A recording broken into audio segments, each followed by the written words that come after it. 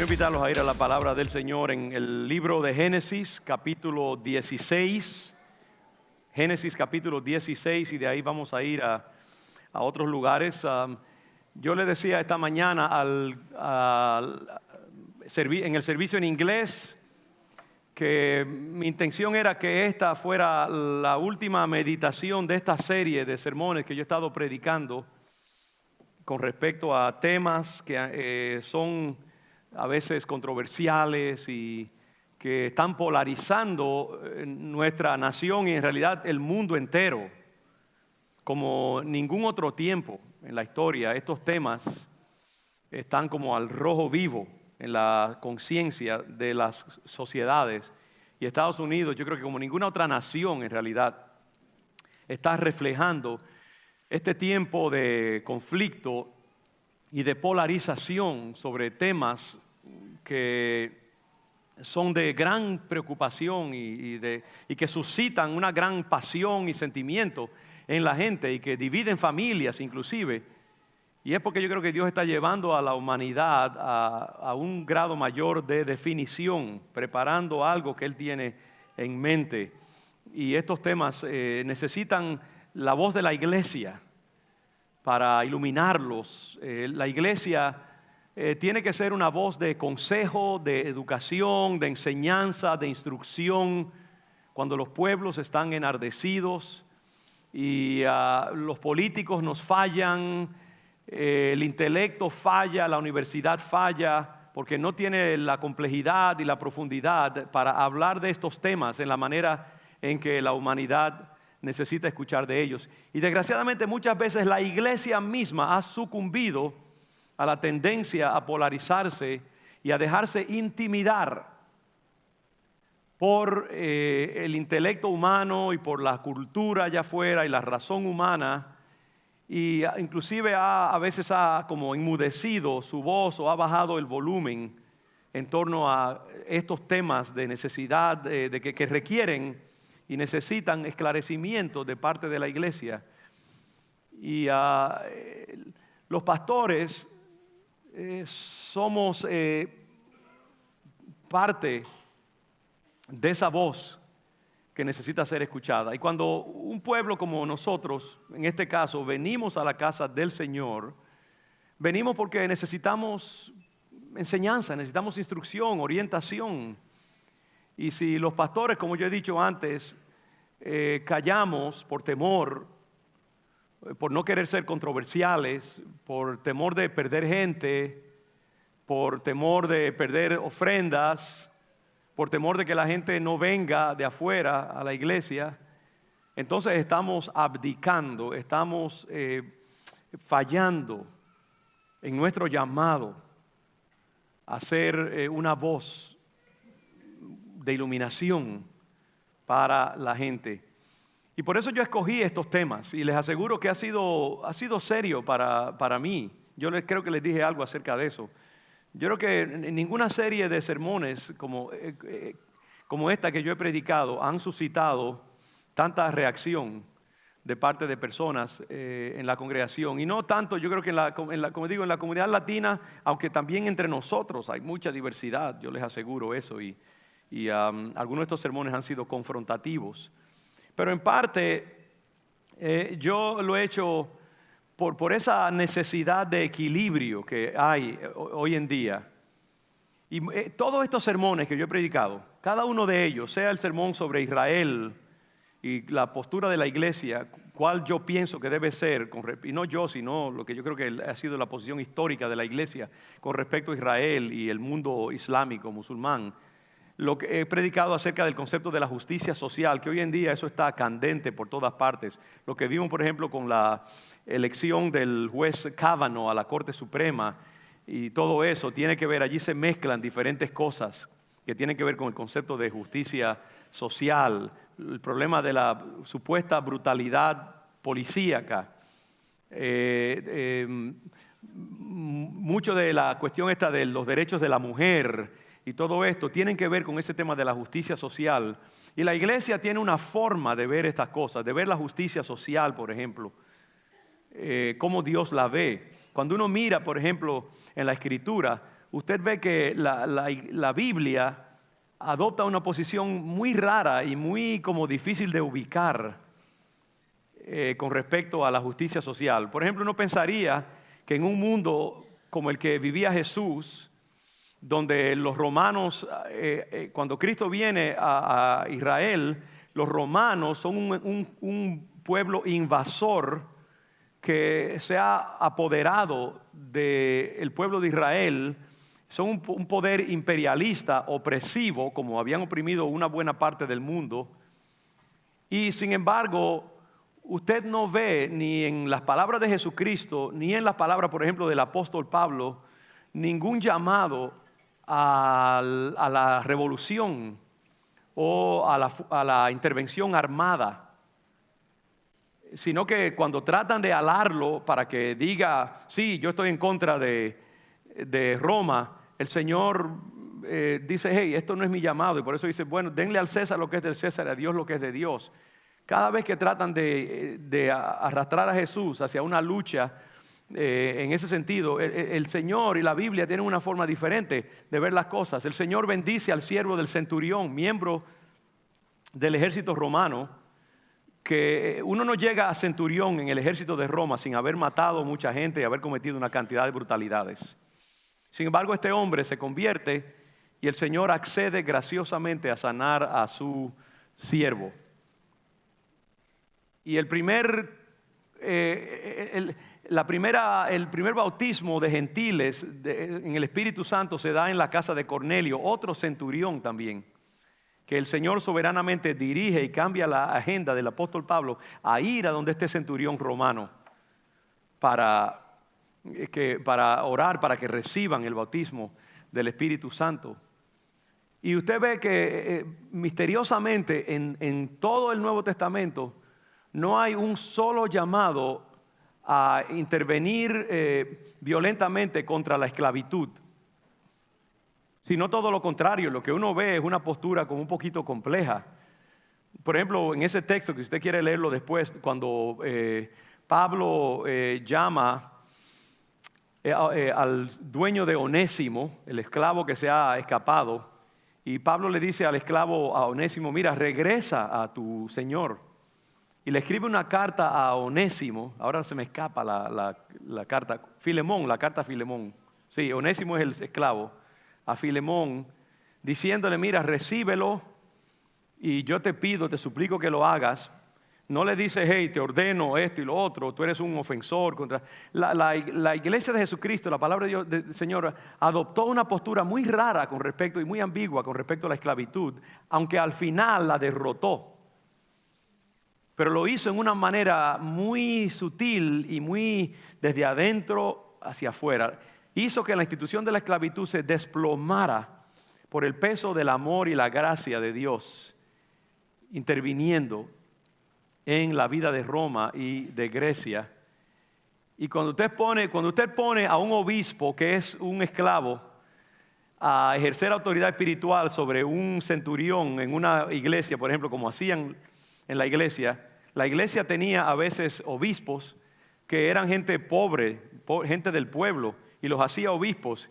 Y en esa congregación puede que hubiera gente de alta alcurnia siendo supervisados espiritualmente por un esclavo o por un esclavo liberto y una gente del pueblo. Y esa contradicción inherente hizo que con el tiempo y cuando Roma cae finalmente bajo el señorío del cristianismo en el año 325 con Constantino, eso hizo que se desplomara poco a poco la esclavitud como institución en el mundo antiguo. Pero Dios lo llevó de manera que lo que podría haber sido un baño de sangre universal no se dio, y se dio la liberación en otra manera. Entonces cuando he hablado acerca de justicia social, yo digo, la iglesia tiene que responder a estos temas con la misma complejidad. Cuando he hablado, y estoy haciendo esto ya como manera de despedida, porque este es el último tema que voy a tratar, le voy a decir de cuál es entre un momentito. Cuando hablé acerca de también la fluidez del género, cuando hablé acerca de la reconciliación racial. Una cosa que yo he visto en todos estos temas es que la Biblia nos llama, en todos ellos, a tener un balance entre la gracia, que quiere decir aceptación, amor, misericordia, en cierto aspecto de estos temas, y por otra parte la justicia, la verdad de Dios, la verticalidad que se requiere también en estos temas, donde a veces, con el caso de la inmigración, hay que encontrar un balance entre la justicia de Dios y los aspectos judiciales de la palabra de Dios y los aspectos de gracia y de misericordia. Y yo creo que eso es una de las cosas que yo he descubierto a través de esta serie, porque a mí me ha enseñado también muchas cosas esta serie. He aprendido mucho. Yo creo que Dios lo ha usado también para educarme a mí en ciertas cosas. De la necesidad que tenemos todos nosotros siempre de ser gente de balance, gente de matiz, gente que consulte primero con la palabra del Señor y que diga, ok, ¿cómo la palabra de Dios trata estos temas? Y entonces así yo también debo tratarlos.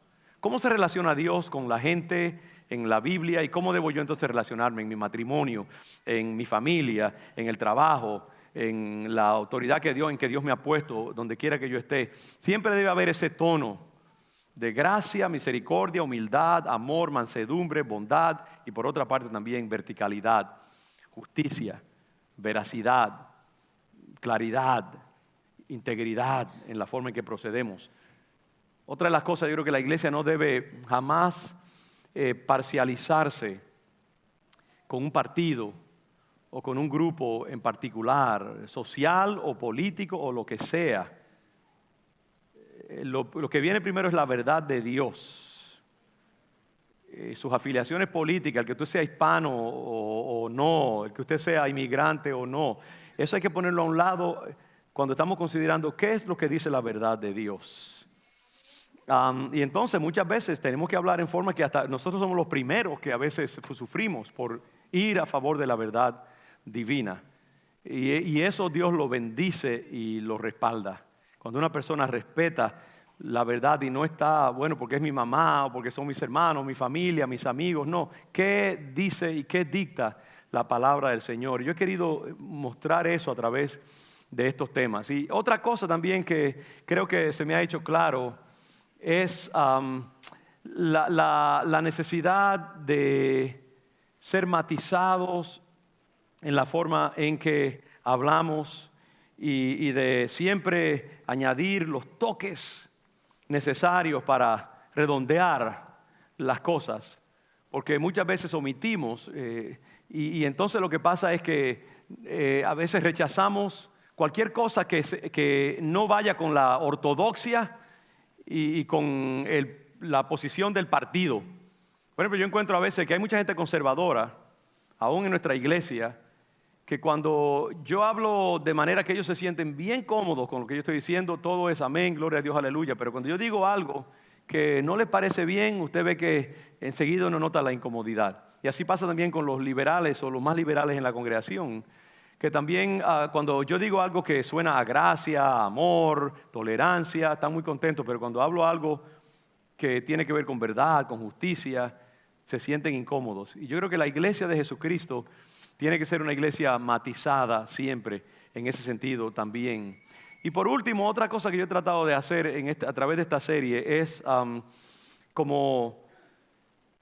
hacer una declaración de la independencia pastoral al predicar el Evangelio y acostumbrar a nuestra congregación, y eso sobre todo yo lo encuentro en el ministerio en inglés más importante, por razones culturales largas de explicar, que los pastores deben sentirse libres para expresarse en estos temas y que sus congregaciones deben tener misericordia de ellos, sabiendo que para nosotros a veces es bien difícil predicar ciertos temas y que lo hacemos muchas veces por obediencia.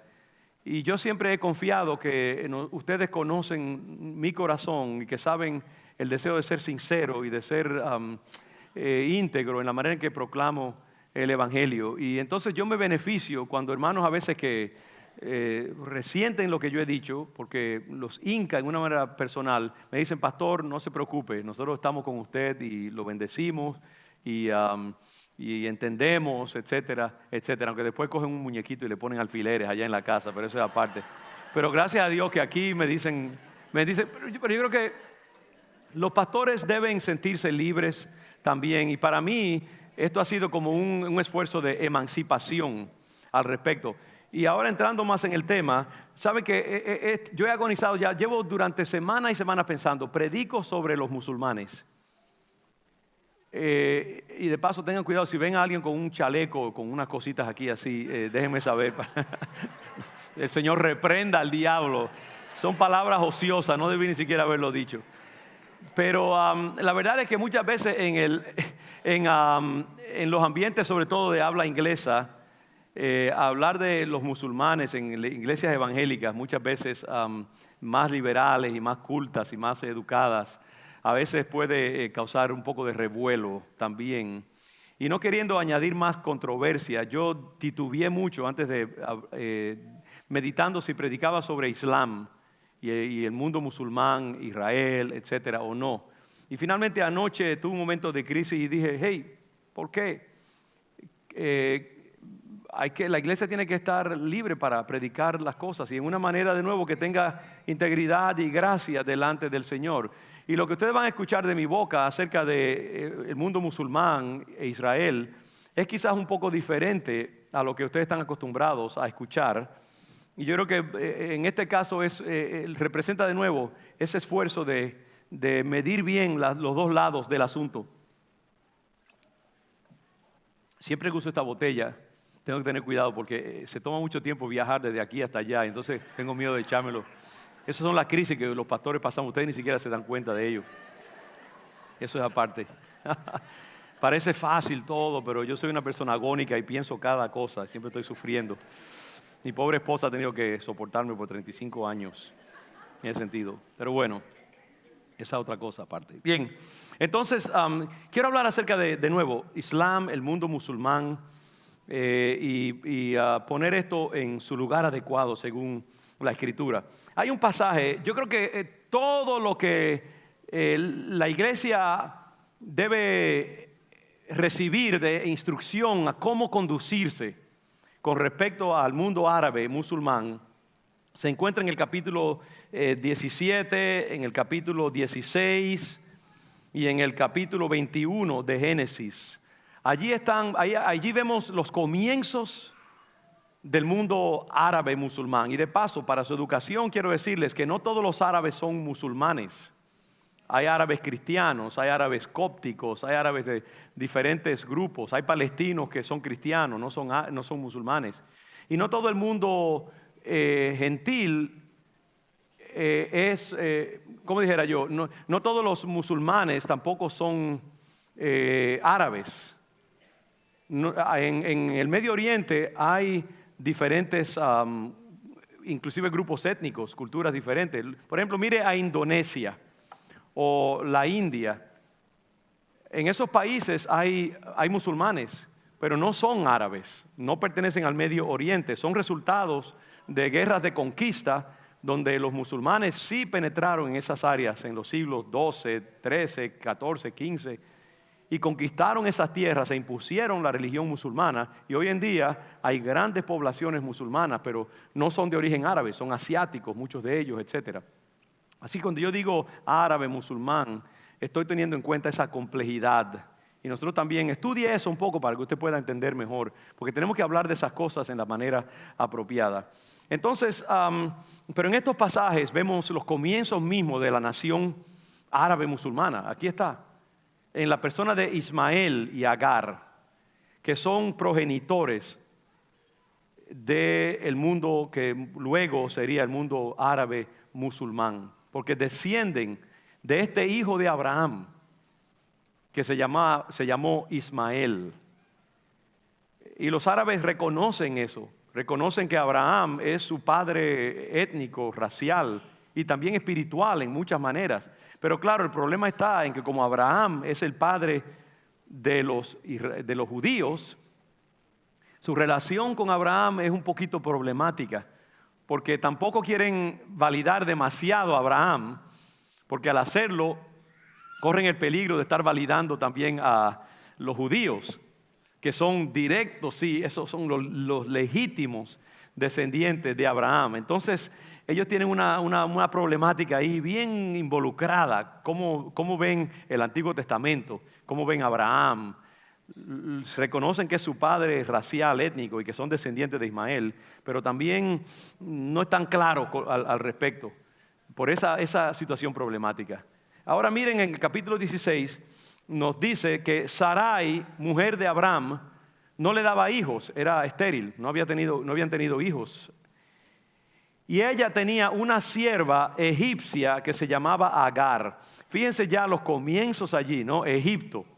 Agar es de Egipto, es sierva en la casa de Abraham y Sarai, porque todavía no son Abraham y Sara, no han recibido esa palabra de encomienda, digamos, de destino, que reciben más adelante de parte del ángel de Dios. Todavía son más ciudadanos comunes hasta cierto punto, aunque Dios ya se ha encontrado con Abraham en un pasaje y le ha dicho que va a tener hijos, aún a los 86 años. Abraham tiene 86 años cuando se da este momento. Sarai falla en su fe. Y entonces, para resolver el problema, y tenga cuidado cuando usted se adelanta a Dios, ¿sabe? Cuando usted está esperando algo y no viene, y usted entonces se crea una creación artificial. Eso fue lo que Sara quiso hacer, salir del paso. Ya yo estoy vieja, tú estás viejo, no tenemos descendencia. Y mire cuál es la solución rara que Sarai le sugiere a Abraham. Le dijo entonces Sarai a Abraham: ya tú ves que Jehová me ha hecho estéril. Te ruego pues que te llegues a mi sierva, quizá tendré hijos de ella. Entonces Sara le sugiere a Abraham: mira, ten relaciones con la sierva y entonces adoptemos el hijo que salga de ustedes dos. Y atendió a Abraham el ruego de Sarai, como quien no quiere las cosas. Bueno, está bien, si tú lo dices, pues entonces voy a complacerte. Y atendió a Abraham el ruego de Sarai. Y Sarai, mujer de Abraham, tomó a Agar, su sierva egipcia, al cabo de 10 años que había habitado Abraham en la tierra de Canaán, y la dio por mujer a Abraham, su marido. Y él se llegó a Agar, la cual concibió.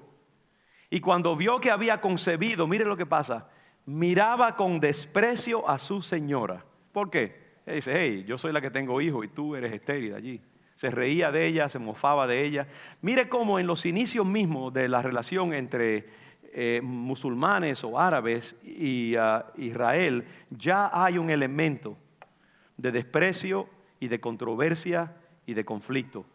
La misma madre de esa nación árabe musulmana, en su corazón siente desprecio. Su hijo nace en un contexto de controversia. Ella es una sierva, ella es una esclava, ella no es parte de la familia. Y ya usted ve algo que ha habido a través, por eso es que estos pasajes son tan profundos, porque usted comienza a ver en estos casos que la Biblia es real.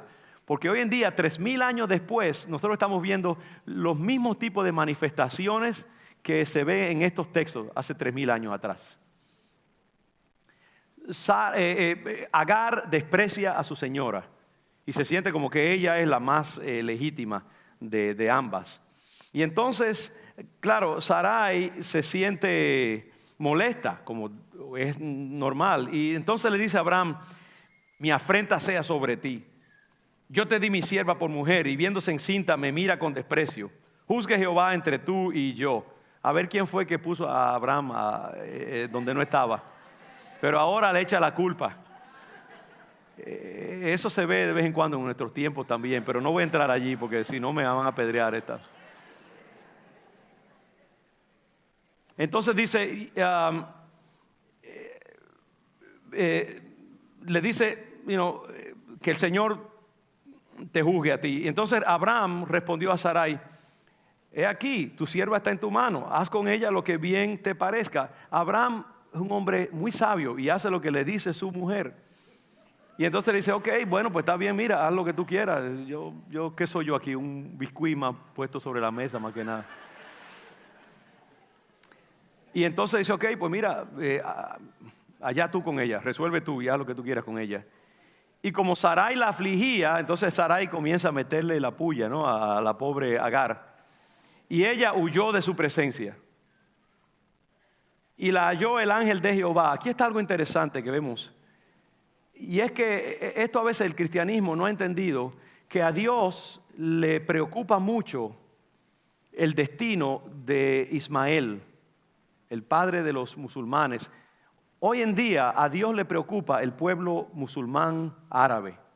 Yo creo que la iglesia muchas veces en su parcialización con Israel y su deseo de ser fiel al Señor muchas veces se ha olvidado del amor que Dios le tiene también al pueblo musulmán árabe. Son decenas y decenas, cientos de millones, yo no sé cuánto, pero es 1 billón y pico de personas o más, mucho más, árabes en el mundo entero.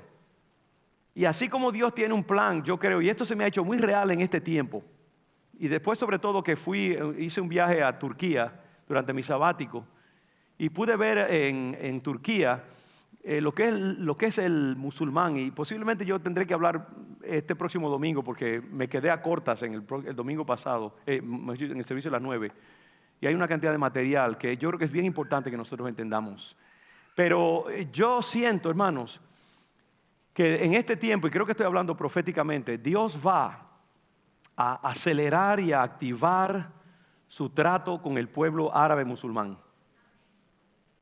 Y que a Dios le interesa dirigir su atención, así como lo está haciendo para el pueblo judío, lo va a hacer también para el pueblo árabe musulmán. Y que la iglesia debe orar por el pueblo árabe y musulmán y no despreciarlo, porque son gente difícil, yo entiendo, y yo voy a hablar un poquito acerca de eso.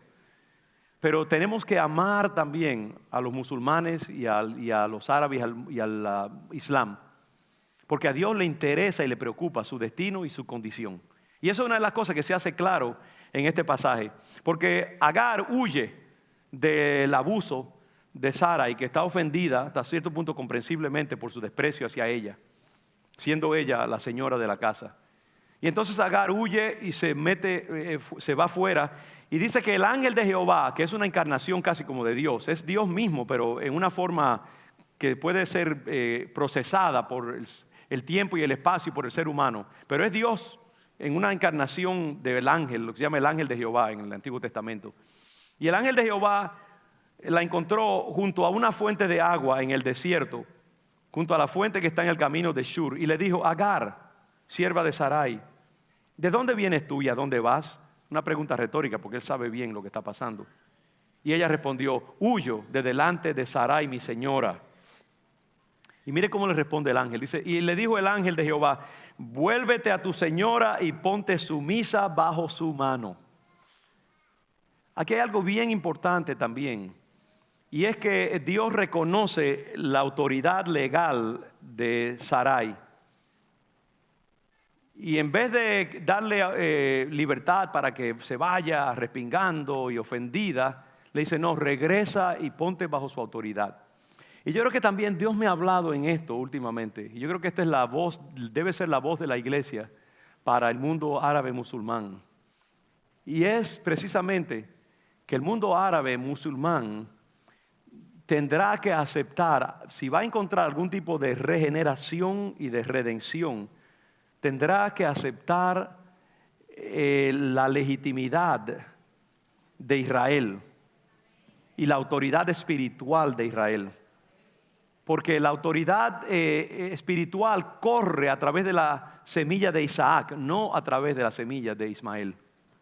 Y Sara en este momento es la señora de la casa, la esposa legítima de Abraham.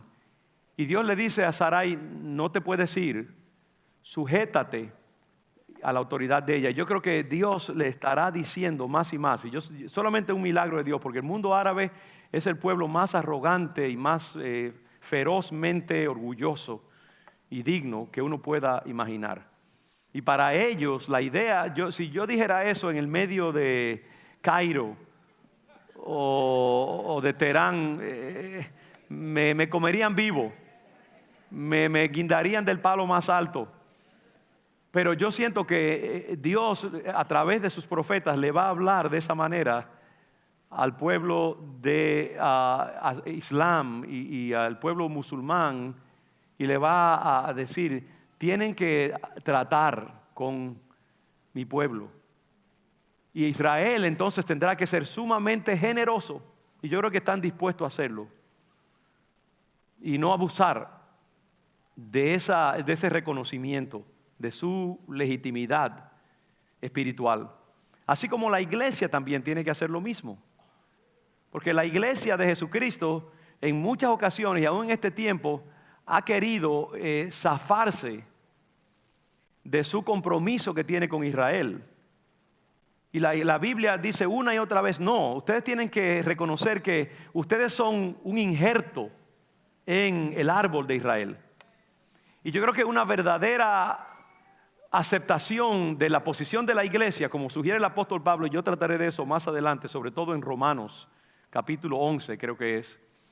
La verdadera postura de la iglesia debe ser reconocer que Israel es nuestro árbol en el cual nosotros estamos injertados, y que tenemos que bendecir a Israel, tenemos que defenderlo, aunque, déjeme decirle algo, aunque Israel es una nación rebelde y es una nación ingrata, y es una nación que le ha causado terrible dolor al corazón de Dios, y hoy en día no es una nación que agrada al Señor, porque hoy en día Israel es una nación secular, y usted busque una herejía en el mundo y usted encontrará un judío casi siempre. Es un pueblo difícil también, pero Dios lo ama, y Dios le hizo una promesa a Abraham, y esa promesa es eterna. Y Dios trata con Israel no porque Israel sea bueno, sino porque Dios es fiel. Y entonces el ángel le dice a Agar: regresa a tu señora y ponte sumisa bajo su mano.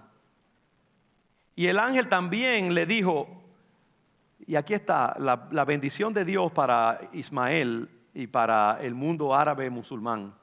¿Por qué? Porque son hijos de Abraham. Y porque cuando usted es parte de una familia, de una madre, una abuela que sirvió al Señor, a usted le toca una bendición especial, ¿sabe? Esa es la cosa más hermosa de todo esto. Porque los tratos de Dios son con generaciones. Te bendeciré a ti y a tu casa. Dios bendice a la tercera, a la cuarta generación. Y hay muchos hijos hoy en día que son bendecidos por la fe de sus madres y sus abuelos, y están siendo descuidados con su fe, y están recibiendo simplemente una bendición como residual del pasado. Y lo que deben hacer es que deben entrar en la posesión de su propia fe ellos mismos también, para poder transmitírsela a sus hijos y a sus nietos también. Pero cuando Dios ama a los hijos también y a los nietos, y trata con ellos, porque la justicia de los padres también le cae a los hijos en maneras raras de entender. Y entonces, como Ismael es hijo de Abraham, amigo de Dios, y es una encarnación de Abraham también biológicamente, él le dice: yo también multiplicaré tu descendencia. Dice: la multiplicaré tanto que no podrá ser contada a causa de la multitud. Dice: además le dijo el ángel de Jehová: he aquí que has concebido y darás a luz un hijo, y llamarás su nombre Ismael, porque Jehová ha oído tu aflicción. Entonces él está pensando en la mujer, la madre, y también en el hijo. Y le dice: yo sé que tú has concebido, y ahí tú estás encinta de un descendiente de Abraham, y yo multiplicaré su descendencia increíblemente. Y ahora mire esta profecía que hace el ángel de Jehová acerca de Ismael, y está hablando de su descendencia también. Y si usted mira hoy en día al pueblo árabe, y usted mira su carácter colectivo, usted mira su forma de comportarse, usted mira sus rasgos culturales, y usted mira su relación ante las demás naciones, y usted mira también su relación entre ellos mismos, y usted verá aquí la profecía del ángel. Y eso es lo que me hace entender que la palabra de Dios es absolutamente precisa, clara e histórica. Y dice: y él será hombre fiero. Usted ha visto cómo son los árabes. ¿Usted cree que es un pueblo manso? Los árabes es un pueblo aguerrido, es un pueblo militar, es un pueblo feroz, es un pueblo de gran valor. Esa gente, si se tiene que amarrar 3, 4 bombas y meterse a una multitud para destruirse ellos, porque son así, son un pueblo guerrero, son un pueblo ferocísimo. Él será hombre fiero. Dice, su mano será contra todos y la mano de todos contra él. Mire, hermanos, ¿usted sabe cuántas coaliciones de naciones ahora mismo pelean contra los árabes y contra ISIS y todo esta? Cuánto revuelo está causando el mundo árabe a través de los siglos, el imperio otomano y todos estos imperios. Esa nación ha estado peleando, esa familia de naciones es una nación que siempre está en guerra y la gente en contra de ellos y ellos en contra de la gente. Es una nación controversial y problemática. Y dice, y la mano de todos serán contra él y delante de todos sus hermanos él habitará. Es una predicción de cuál va a ser el ADN de esta nación. Dice, entonces llamó el nombre de Jehová, ella, que con ella hablaba, tú eres Dios que ve. Porque dijo, ¿no he visto también aquí al que me ve? Por lo cual llamó el pozo del viviente que me ve. ¿Qué está diciendo aquí Agar? Agar está diciendo, ¿sabe qué? Yo pensaba que yo era invisible, yo pensé que yo no valía nada. Yo pensé que era simplemente una mera esclava. Pero qué interesante, Dios está consciente de mí, Dios me ve. Nunca pienses que Dios no te ve. Una de las cosas que a mí me persigue siempre es el ojo de Dios, saber que Dios está mirándome 24 horas al día. Y que si yo soy un hijo de Dios, sus ojos están siempre sobre mi vida y Él tiene conciencia de mis necesidades, aun cuando parece que no. Y Dios tiene conciencia del pueblo árabe, musulmán. Hasta hoy el Señor tiene una preocupación especial por esa nación, por ese pueblo, y está bregando con ellos así como está bregando con el pueblo de Israel también. Y nosotros tenemos que estar conscientes de ese trato misterioso de Dios con el pueblo musulmán. Y entonces más adelante vemos a Dios ahora haciendo pacto con Abraham específicamente en el capítulo 17. Y Dios lo llama y hace un pacto con él. Y dice en el versículo 4, he aquí mi pacto, 17:4, mi pacto es contigo y serás padre de muchedumbre de gentes. Y no se llamará más tu nombre Abraham, sino que será tu nombre Abraham, porque te he puesto por padre de muchedumbre de gentes. En el versículo 7 dice, y estableceré mi pacto entre mí y ti. En otras palabras, ¿sabe por qué Dios no ha deshecho su pacto con Israel? Porque el pacto que él hizo no era con Israel. El pacto que él hizo fue ¿con quién? Con Abraham. Y aunque Israel se ha pervertido a través de los siglos, Dios todavía permanece fiel al pacto que él hizo con su Padre espiritual. Y el pacto de Dios no depende de que Israel se porte bien o no. El pacto de Dios con Israel depende de que Dios es fiel a sus promesas y a sus juramentos. Y aunque Israel ha ofendido a Dios, Dios lo ha castigado y ha hecho una cantidad de cosas para traerlo a reconocimiento y a recapacitación. Pero Dios sigue comprometido con Israel. Y ahora mismo lo que sucede es que Israel está como entre paréntesis. Israel está hasta cierto punto como en suspensión animada en los planes de Dios. Como que Dios dijo, ok, te voy a poner aparte por un momentito. Y voy a bregar ahora con los gentiles. Y después yo voy a volver a hablar contigo. Pero la iglesia no puede dejar de entender eso de que Israel está allí esperando mientras Dios lleva su trato con los gentiles a su momento preciso y entonces va a activar sus planes con Israel y yo creo que también los va a activar con los descendientes de Ismael, los otros descendientes de Abraham. Y Dios permanece fiel a este pueblo infiel. Y dice, para ser tu Dios y el de tu descendencia después de ti. Y te daré a ti y a tu descendencia después de ti la tierra en que moras, toda la tierra de Canaán en heredad perpetua, y seré el Dios de ellos. Usted ve por qué nosotros no podemos decir como que la tierra, esta tierra es de tanto de árabes como de palestinos, Israel y todo esto, y que los israelitas son invasores en su propia tierra. Esa tierra, aunque pasaron 2000 años y la mayoría de los judíos estaba desterrado y exiliado por el castigo de Dios en diferentes partes del mundo y de la tierra, esa tierra Dios se la dio por medio de un pacto a Israel, y aunque parecía que se había olvidado, ese documento legal estaba allí y está allí todavía. Esa tierra pertenece al pueblo de Israel y ellos tienen el derecho de esa tierra, aunque parezca que no es así.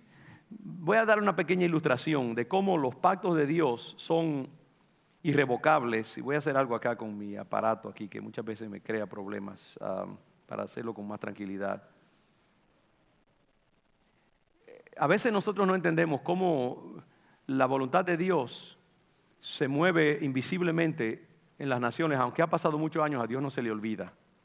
Cuando nosotros íbamos a construir estos dos puentes, yo quizás he usado esta ilustración para en otras maneras antes, íbamos a construir estos dos puentes, nos tropezamos cuando los arquitectos estaban haciendo sus investigaciones, nos tropezamos con un documento que había sido escrito y establecido en el siglo XIX, como en el año 1860 o 75, poco después de la guerra civil de Estados Unidos.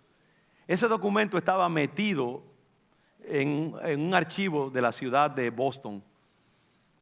Y ese documento que salió a la luz así de momento decía que nosotros no podíamos construir esos puentes como nos diera la gana, porque el pasillo que cruzan esos puentes, aún por el aire, sin tocar la tierra, estaba protegido por ese documento para favor de la gente que vivía al otro lado, que vive aquí al final de este pasillo. Y que nosotros no podíamos violar ni la luz ni el aire de las ventanas y la vista de esa gente. Y eso desató una complicación terrible, aunque ese documento yo creo que jamás desde que fue escrito, ¿por qué? Porque el dueño, que era dueño de todos estos terrenos acá, él era el dueño, como Dios es el dueño de la tierra, el dueño de todas estas tierras, que incluía este edificio, todos esos edificios, este de aquí, cuando era simplemente terreno baldío, antes que se construyera nada. Cuando él subdividió esos terrenos, él, para proteger cualquier construcción futura, declaró en el acta de propiedad que cualquier cosa que se hiciera de este lado no podía violar el derecho de luz y aire de los que construyeran del otro lado. Y eso estaba allí hasta que llegó el momento de nosotros construir, que nos tropezamos con ese documento que nos obligaba a proceder en cierta manera con respecto a eso. El Señor milagrosamente abrió el mar y permitió que construyéramos. Y eso fue un milagro tremendo. Pero lo que quiero alertarles es eso, como muchas veces hay cosas legales, documentales, judiciales, que están escritas, sembradas en la misma tierra, en el subsuelo, en los documentos espirituales, y que uno tiene que respetarlos. Aunque pasen siglos, Dios no se olvida, como los documentos de Boston no se olvidaron de eso. Cuando nosotros íbamos a construir, estábamos de lo más quitados de bulla, como decimos nosotros. Vamos a hacer lo que queramos allí. De momento, boom, nos tropezamos con ese documento. Y tuvimos que respetarlo y trabajar a través de él. Dios ha dado la tierra al pueblo hebreo, y eso es un documento legal que está allí. Y nosotros los cristianos tenemos que respetar esos documentos, porque dice ese documento que la tierra en que Abraham moraba en ese momento, toda la tierra de Canaán, Dios se la dio a los judíos en heredad perpetua, y que Dios iba a ser el Dios de ellos. Entonces eso es una cosa que tenemos que entender siempre. Ahora hay otro pasaje que es bien relevante a esto, que estamos discutiendo aquí. Miren el versículo 19 del capítulo 17. Dice: respondió Dios: ciertamente Sara tu mujer te dará a luz un hijo y llamará su nombre Isaac. Y confirmaré mi pacto con él como pacto perpetuo para sus descendientes después de él. ¿Qué le está diciendo Dios allí? Que el pacto que él tiene con Abraham va a ser también con Isaac. Dice aquí: y en cuanto a Ismael, fíjese que Dios no se está olvidando de Ismael, no se está olvidando del pueblo futuro árabe musulmán. Dios siempre tiene en su corazón esa bendición que Él le debe a Ismael, por cuanto es hijo de Abraham también. Y dice, en cuanto a Ismael, también te he oído. ¿Por qué? Porque a Abraham le preocupaba a su hijo. Aunque no era su hijo a través de Sara, y ahora él se preocupa porque él ve que Dios le está dando la bendición a Isaac y no a Ismael. Y el corazón paternal de Abraham está preocupado por eso. Y Dios le dice, no te preocupes, Abraham, yo tengo también cuidado de él. Dice, en cuanto a Ismael, también te he oído. Y he aquí que le bendeciré y le haré fructificar y multiplicar mucho en gran manera. Ahora mismo el mundo árabe musulmán es decenas y decenas y cientos de millones de personas. Dios dijo, yo no me voy a despreocupar de él también. Yo lo voy a bendecir, lo voy a hacer una gran nación. Dice, 12 príncipes engendrará y haré de él una gran nación. A Dios le interesa el destino de Ismael y su descendencia. Pero mire la aclaración que hace aquí también. Dice, mas yo estableceré mi pacto ¿con quién? Con Isaac. Le está aclarando, sí, yo le voy a dar un premio de consolación a Ismael. Yo voy a tener la atención a sus necesidades y lo voy a bendecir porque es tu hijo. Pero algo que quiero aclararte es que el pacto que yo voy a hacer espiritual de ser bendición a las naciones, y Dios tenía en cuenta también a la iglesia futura, 3000 años después o 1000 años después iba a surgir, y ahora son 3000 años desde que Cristo vino a la tierra y estableció su iglesia. Dios está pensando en eso y Él dice, mira, yo voy a bendecir a Ismael, me voy a preocupar por él, pero una cosa quiero aclararte, ¿eh? Tú no tienes derecho a hacer de Ismael y de Isaac como cosas paralelas. Mi trato siempre va a ser, y yo le voy a hablar a Isaac, y la bendición que viene a las naciones y el pacto que yo tengo es a través de Israel. Y esa es la perspectiva y la prioridad que la iglesia tiene que tener con respecto al mundo árabe, musulmán. Y yo les digo, quizás a ustedes no les parezca eso tan importante, pero yo que brego con tanto evangélico norteamericano y gente altamente educada, intelectual, liberal, cuando yo digo cosas así o cuando escuchan esto, ellos rechinchan y se protestan y se crujen los dientes porque muchas veces piensan como que uno está siendo anti-musulmán, anti-islam. Y en realidad lo que uno está haciendo es siendo bíblico. Esto es lo que dice la palabra del Señor y esto es lo que nosotros obedecemos y a lo cual nos ajustamos. Dice, yo estableceré mi pacto con Isaac, el que Sara te dará a luz por este tiempo el año que viene. Y acabó de hablar con él y subió Dios de estar con Abraham. Dice que inmediatamente después que el ángel se va, ya Dios le ha dicho, tienes que circuncidar a todos los que están en tu casa, incluyendo a Ismael, porque esta será mi señal de trato contigo. Dice, entonces tomó Abraham a Ismael su hijo y a todos los siervos nacidos en su casa y a todos los comprados entre los domésticos por dinero de la casa de Abraham y circuncidó la carne del prepucio de ellos en aquel mismo día. En otras palabras, Isaac todavía no ha nacido, pero ya Dios está diciendo ciertas cosas. Abraham circuncidó a Ismael. Y sabe ustedes que hoy en día, 3000 años después de Abraham hacer esto, todavía los árabes, los musulmanes se circuncidan. Y la circuncisión es un aspecto importante de la cultura y la religión musulmana, datando de ese acto en que Abraham coge a su primer hijo, Ismael, y lo circuncida en obediencia al mandato de Dios. Los árabes siguen una cantidad de cosas muy parecidas a los hebreos, a los judíos, porque tienen ese parentesco con ellos también.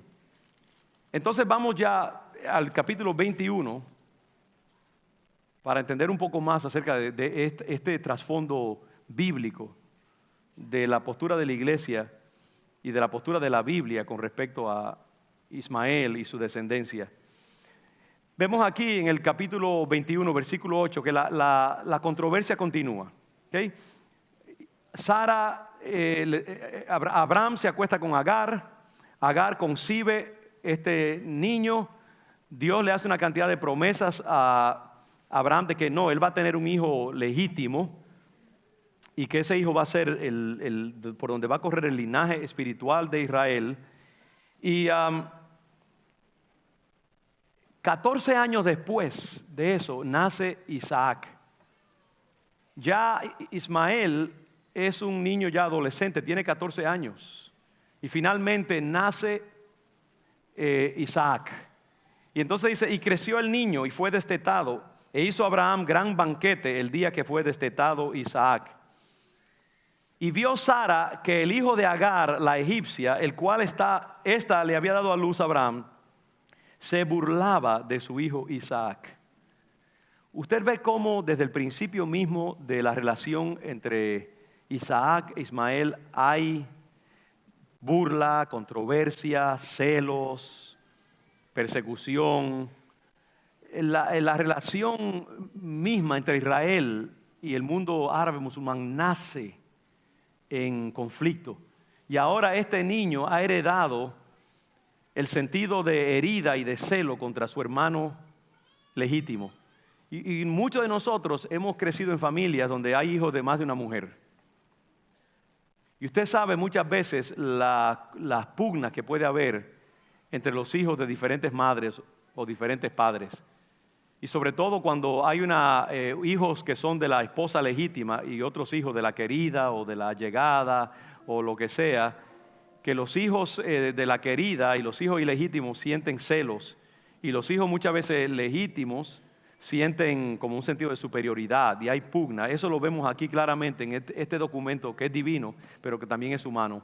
Ahora el niño de 14 años como que persigue y hostiga al niño chiquito. Y eso es la cosa, los árabes a través de los siglos, usted ve que han tenido ese celo con el pueblo judío. Y hay algo en ellos, un sentido de herida. Es la herida del hijo ilegítimo contra el hijo legítimo. Y Ismael se burla y Sara se da cuenta. Dice que Sara vio que el hijo de Agar, la egipcia, el cual esta le había dado a luz a Abraham, se burlaba de su hijo Isaac. Y por tanto le dice a Abraham, echa a esta tu sierva y a su hijo, porque el hijo de esta sierva no ha de heredar con Isaac mi hijo. Y este dicho pareció grave en gran manera a Abraham a causa de su hijo. Abraham sufre lo que está sucediendo porque es padre, porque ama a Ismael. Dios ama a Ismael, Dios ama al pueblo árabe musulmán y le preocupa lo que está pasando. Vemos eso de nuevo aquí. Entonces dijo Dios a Abraham, no te preocupes, Abraham, no te parezca grave a causa del muchacho y de tu sierva. En todo lo que te dijere Sara, oye su voz, porque en Isaac te será llamada descendencia. Dios vuelve a repetir, tu descendencia viene a través de Abraham, de Isaac. Pero mire lo que dice, y también del hijo de la sierva haré una nación, porque es tu descendiente. En otras palabras, le dice, sí, no te preocupes, yo voy a, la descendencia legal va a través de Isaac, pero no te preocupes acerca de Ismael. Yo también me preocupo, yo voy a hacer de él una nación grande por ti, por amor a ti, porque sale de tus lomos, porque es tu descendiente biológico también, y yo estoy comprometido con él. Usted ve que Dios es un Dios de justicia, Dios es un Dios de gran fidelidad. Cuando Dios hace un juramento, lo hace en un sentido abarcador. Por eso fue que los gabaonitas, una vez que obligaron a través de astucia a los hebreos a hacer un pacto con ellos, no podían romper el juramento que le habían dado, porque Dios es un Dios de juramentos, Dios es un Dios de pactos, Dios es un Dios de compromiso. Cuando Dios se compromete contigo, es feroz en mantener su lealtad. Y dice, yo haré una descendencia grande de él, porque es tu descendiente. Y entonces se levantó muy de mañana Abraham y cogió a Agar y dijo, ok, y la entregó a la misericordia de Dios. Y ella salió y anduvo errante por el desierto de Beerseba. Fue un momento, un trago amargo para Abraham, pero para mantener la paz de su hogar, la tiró a la misericordia de Dios. Dios le dice, no te preocupes, déjala ir. Yo me voy a encargar de ella. Y hermanos, yo creo que ahora mismo el corazón de Dios está, y yo creo que estoy hablando proféticamente aquí. Dios está diciendo, yo voy a volver a hablarle a ese pueblo, esos hijos de Abraham, que son el pueblo árabe musulmán. Yo voy a recordarles que yo también tengo tratos con ellos. Y entonces a esta mujer, ya voy cerrando, en el versículo 15, dice que esta mujer en el desierto le faltó el agua y echó al muchacho debajo de un arbusto y se fue y se sentó enfrente a distancia de un tiro de arco porque decía, no veré cuando el muchacho muera. Ella no quería ver a su hijo morir, estaba en una crisis terrible, ¿no? Se les acabó el agua, están en el desierto, ella piensa ya, nos vamos a echar a morir aquí, se aparta de él para no verlo morir. Y Ismael alza su voz y llora. ¿Y sabe qué? Dios dice, oyó la voz del muchacho. Dios es un Dios misericordioso. Dios nunca se olvida de nosotros. Aunque estemos a veces apartados de Él, dice la Biblia, clama a mí y yo te responderé. Dios no desprecia un corazón necesitado. Cuando este jovencito, adolescente, desesperado, llora, Dios lo escucha. Y yo creo que se va a necesitar un grito de parte del pueblo musulmán para Dios, para que Dios tenga misericordia y clame. Y yo oro para que Dios provoque ese grito en el pueblo musulmán árabe y que Dios haga lo que Él quiere hacer, que es bendecirlo también y acogerlo. Y Dios oyó la voz del muchacho y el ángel de Dios llamó a Agar desde el cielo y le dijo, ¿qué te pasa, Agar? No temas, porque Dios ha oído la voz del muchacho en donde está. Levántate, alza el muchacho y sosténlo con tu mano, porque yo haré de él una gran nación. Entonces Dios le abrió los ojos y vio una fuente de agua y fue y llenó el odre de agua y dio de beber al muchacho. Y Dios estaba con el muchacho. Dios es el Dios que abre fuentes de agua donde parece que solamente hay sequía. Dios socorre a nuestros hijos, aun cuando están apartados. Dios tiene misericordia de ellos, porque Dios tiene planes con nuestros hijos también. Y Dios hizo surgir agua en el medio del desierto a favor de este jovencito y de su madre, y lo socorrió. Y el último detalle que me parece fascinante es este.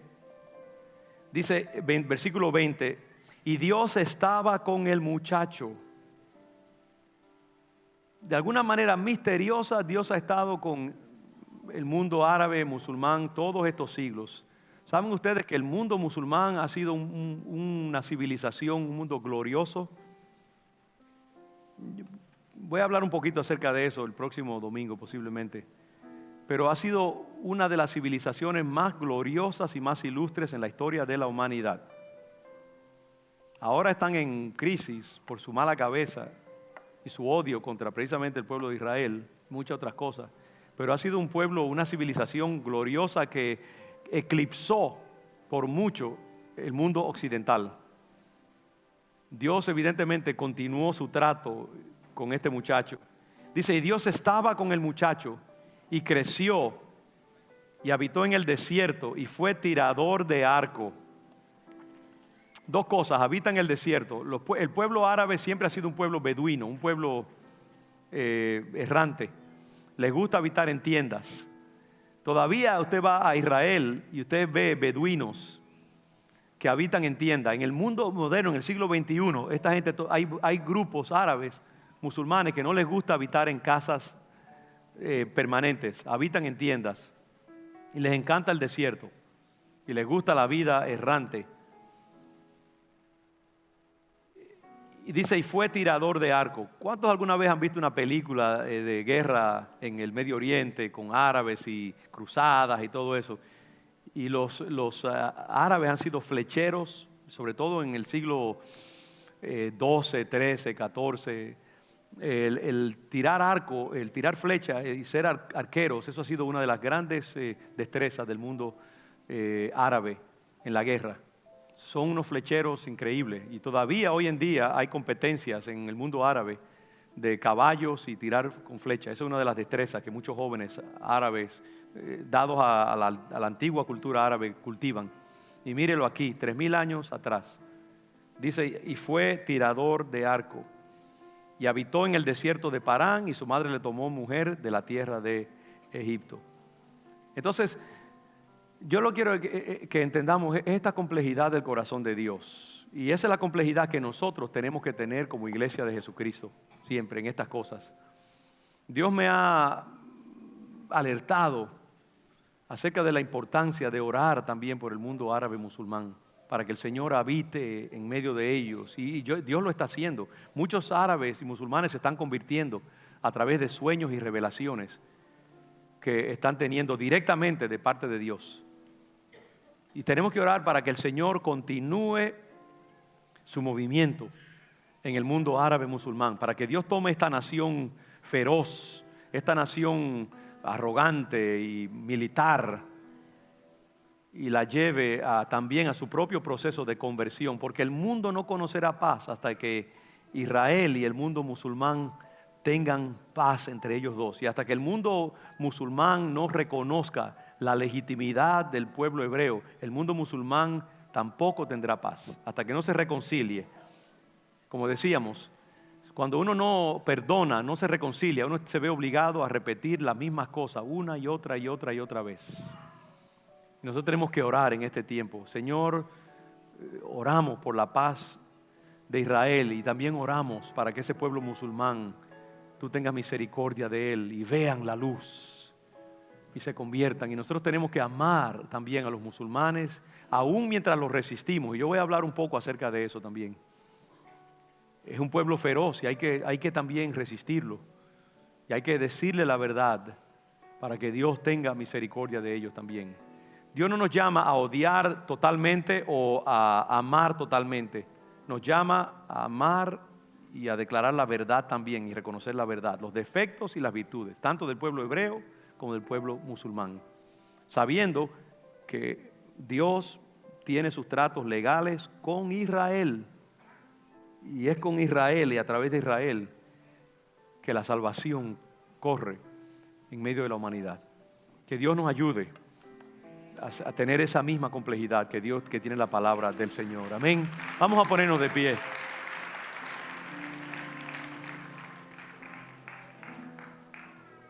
Y yo animo a cada uno de ustedes que está aquí, a muchas de esas familias que han presentado a sus niños, por ejemplo, y a los visitantes.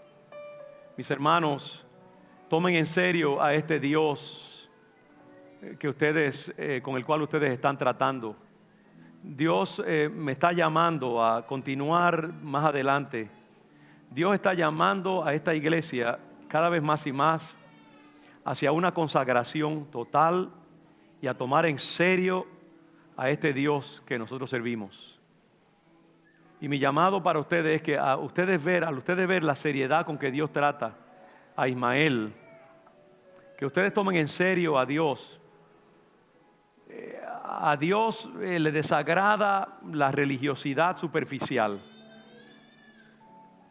Si ustedes van a entrar en la economía del Evangelio, yo los insto a tomar muy en serio lo que ustedes están haciendo.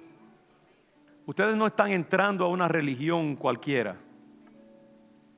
Ustedes no están entrando a un sitio donde ustedes vienen, ponchan una tarjeta y se van a su casa y viven el resto de la semana como si no fueran hijos de Dios y miembros de la familia divina. Ustedes son gente que ha hecho un trato sagrado con Dios. Ustedes tienen una marca en sus vidas y esa marca los va a perseguir. Y hay del que entra en el ambiente de la iglesia de Jesucristo y resiste aspectos de ese llamado de Dios. Es peligroso entrar en la economía del Evangelio sin tomarlo con tremenda seriedad. Es como una persona que comienza a bregar con electricidad sin saber lo que es la electricidad, que puede alumbrar tu casa pero también te puede matar y te puede electrocutar si juegas con ella. Yo siento el Señor decirle a todos mis hermanos que están aquí y a toda la extensión de la iglesia: ustedes no están en un proceso común y corriente. lo peor que usted puede hacer para su salud emocional es entrar en este ámbito a medias. Dios, si usted va a ser bendecido por su participación en esto que es el Evangelio, es todo o nada. Y Dios les está llamando, mis hermanos. Le digo a jóvenes y a familias jóvenes y a otros que están aquí, entren y huyan por su vida. El mundo se pondrá peor y peor cada día. Y solamente los que estén claramente comprometidos con el reino de Dios y su palabra sobrevivirán lo que viene. Y yo les animo en el nombre del Señor a tomar muy en serio su llamado espiritual. Yo estoy tratando de hacer todo lo posible en mi propia vida, les digo, hermanos, por quitar cualquier elemento de duplicidad o indecisión en mi vida, porque entiendo claramente lo que Dios está haciendo en este tiempo. Y que Dios quiere compromiso.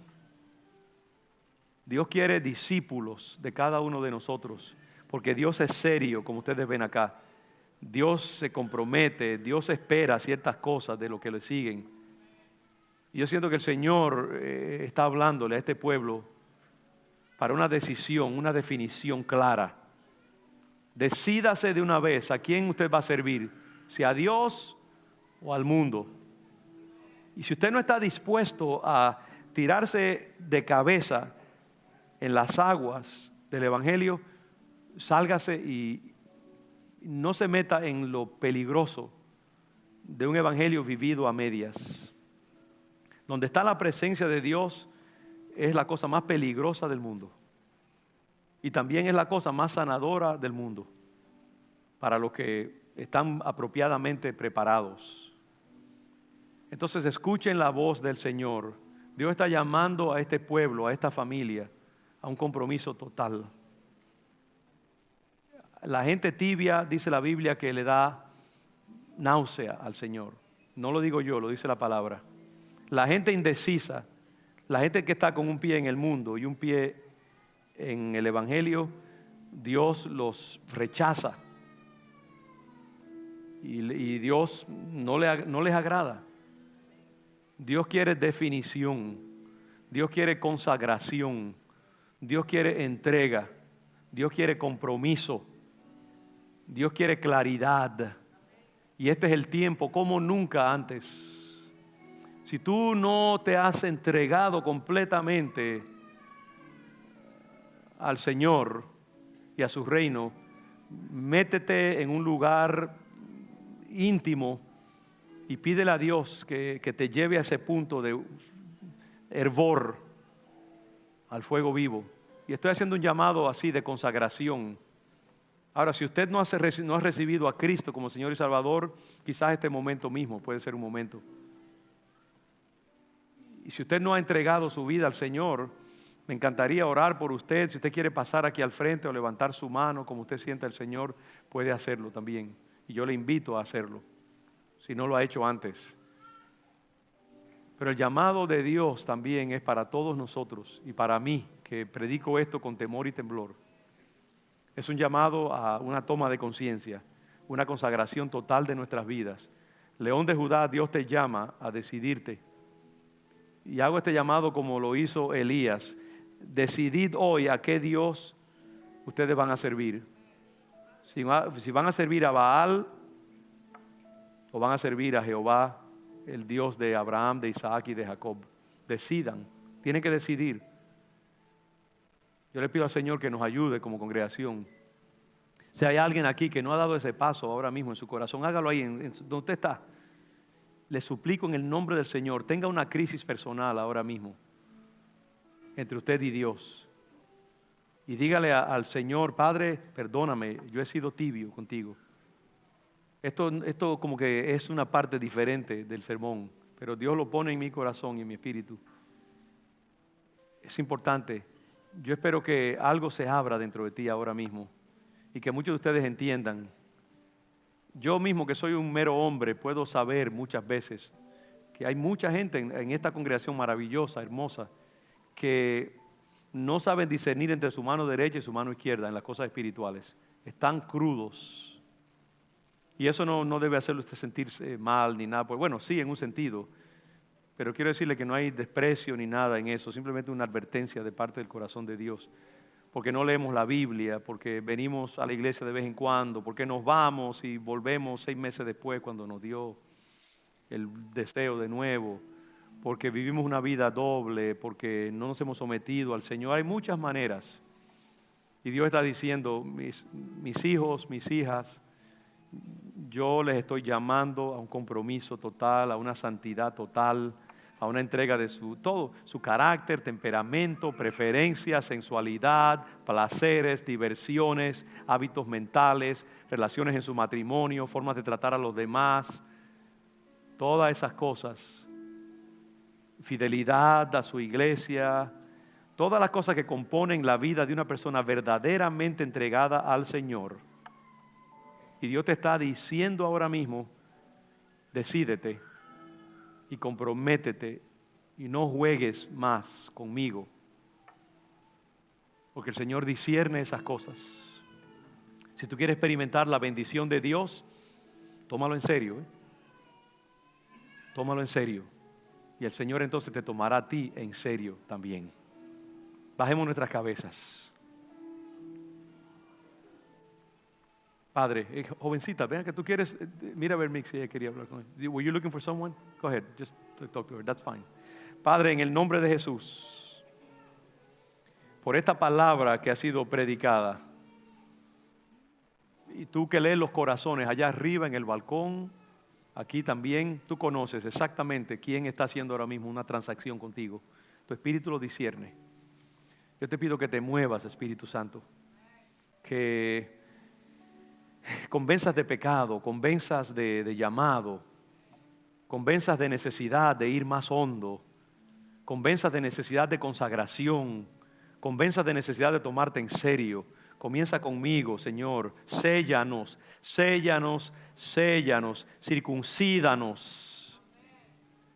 Oh Señor, perdónanos por no entender la seriedad de esto que estamos viviendo. Y ayúdanos como pueblo, Padre, a entrar en una nueva época de vida contigo, Padre. Repudiamos la religión, repudiamos el ritualismo, repudiamos el tradicionalismo, repudiamos la actitud dominguera, repudiamos la superficialidad espiritual, Señor. Y te pedimos que te metas dentro de nosotros y que trilles la tierra, Padre. Trilla la tierra para que tu semilla pueda caer y dar fruto. Que seamos un pueblo que dé fruto, Señor. Un pueblo que te agrade, porque sintamos el llamado de ser discípulos. Sintamos el llamado a cargar nuestra cruz y seguirte a ti.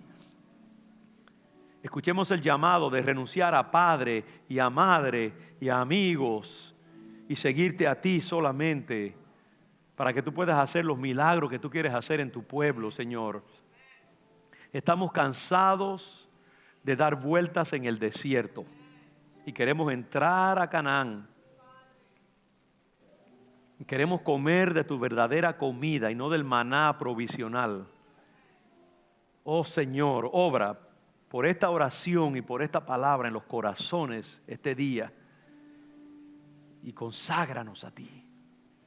Conságranos a ti, Señor, y haz maravillas en medio de tu pueblo, Padre. Yo bendigo estas familias, Señor. Bendigo familias jóvenes, matrimonios jóvenes. Bendigo jóvenes que están aquí también, Padre. Y te pido que te levantes un pueblo del cual tú te puedas sentir orgulloso y contento. Que traiga alegría a tu corazón de padre, Señor. Haz tu obra en esta familia y sácanos de aquí, Señor. También sintiendo tu amor paternal, no solamente el llamado severo del padre, sino también el amor del padre que se compromete con su hijo, su hija. Te alabamos y nos gozaremos en ver tus proezas y tus maravillas y darte gloria y honra exclusivamente a ti, Señor. Gracias en el nombre de Jesús. Amén. Les bendigo, mis hermanos. Que la gracia del Señor sea con ustedes. Nos hemos extendido, pero yo creo que vale la pena darle al Señor lo que al Señor le pertenece. Amén.